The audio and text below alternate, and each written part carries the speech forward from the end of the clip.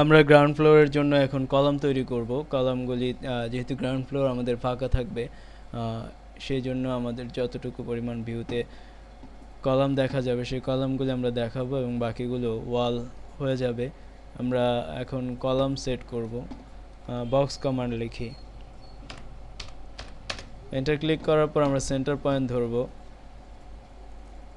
এখানে আমাদের column length এল লিখে এন্টার ক্লিক করে কলাম সাইজ হবে 10 বাই 10 × 10।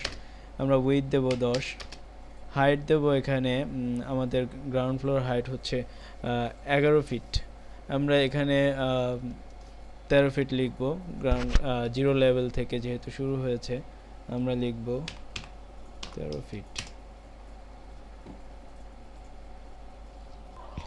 আমাদের কলামের হাইট 13 ফিট না দিয়ে আমরা দেব 12 ফিট 6। আমরা এই কলামটিকে কপি করে নেব নির্দিষ্ট জায়গায়। আমাদের ইন পয়েন্ট ধরে যেসব জায়গায় কলামগুলি বসবে আমরা কলামগুলি এভাবে কপি করে নেব। ইন পয়েন্ট ধরে আমরা